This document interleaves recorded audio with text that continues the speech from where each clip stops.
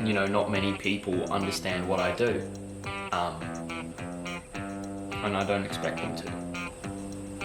I wouldn't trade it for anything. You know, this is my passion, this is what I do. And if you don't like it, that's not my problem. My name's Finn Preslin, and I'm a professional tinny ripper. As soon as there was the first tinny, there was the first tinny ripper. Okay? This has been around forever, you know, and thankfully, I'm sort of beginning to master it, you know, to figure out its secrets, if you will. My old man came up to me, you know, one day I was about 8 years old, I think, and he's like, you know, here you go. And he hands me this Carlton mid, and I'm looking at it like, wow, you know, fucking nice. But how the fuck do you open it? Right? And he's like, sit back and I'll show you. Mate, I'll tell you something, I was hooked. Yeah, after that, I knew what I wanted to do with my life. He just came in and no one saw a kid with such talent. No one saw a kid with such, you know, determination to be the best. And that's exactly what he did.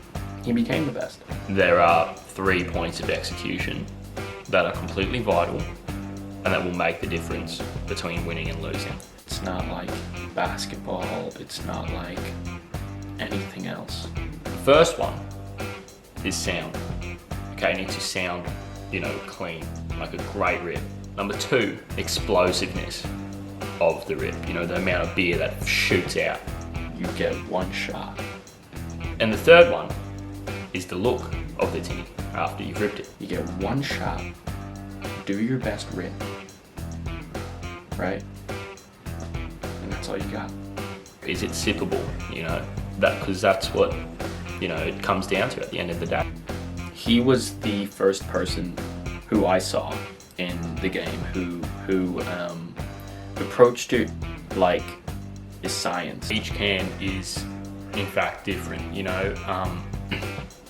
Each can has different dimensions, you know, different circumference, different length, and that plays a huge part in the game, you know, of tinny ripping. It's like there was some formula to be found, which there was. It changed my whole approach, it changed my gripping of the can, it changed, you know, how much energy I put into each different can's rip. You know, and that had never been seen before, ever.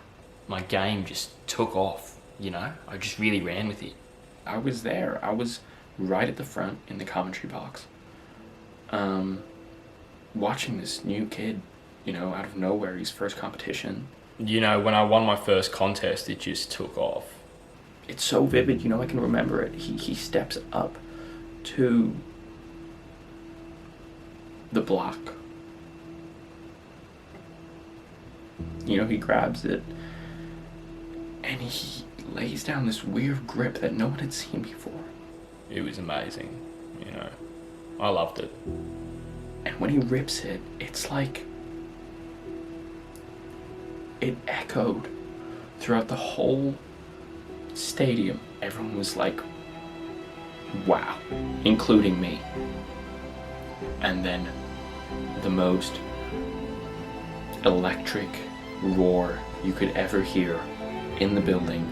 It was shaking, and that's when everyone knew. Everyone knew, including him.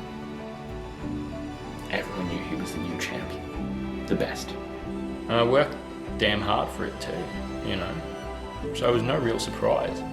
And that's how it just blew up. You know, I think from there it just became this sort of celebrity status that, you know, he was like a movie star. You know, he was like the Michael Jordan of, you know, cracking beers open. And rightfully so, you know. There were parties, you know, where he would go and people would say, hey, you know, show us your best, you know, rip, and he did. And it was like people just couldn't get enough of him, you know, and I don't blame them. Oh, the injury was like a whole shock. I don't know what happened. I don't think I gripped the tinny properly, and it just sort of, this pain just shot into my arm. I got a phone call, and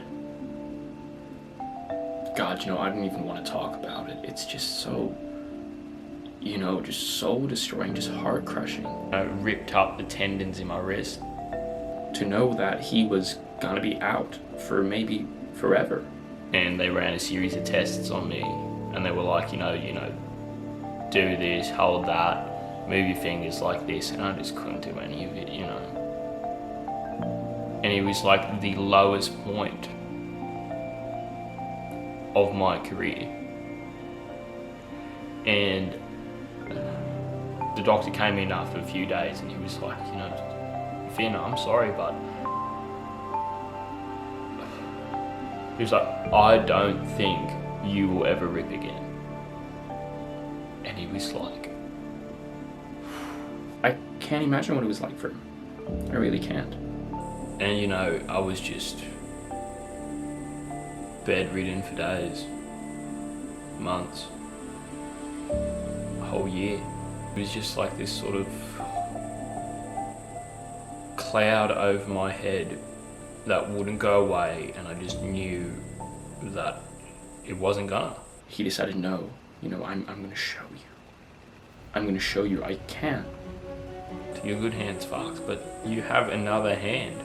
To overcome that adversity became the only thing on his mind.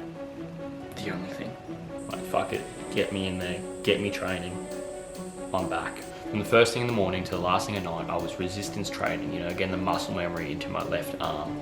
And it hasn't been easy, I'm still in the process of rebuilding. I'm still, in the process of getting back to my best. And I've got nothing but respect for it. I think I can do it, The next competition's a year away. It's time for my comeback. He's been looking really good, he's been training really hard. And the world is gonna see it again. This is Finn we're talking about. I think he's got it. I just hope they're ready.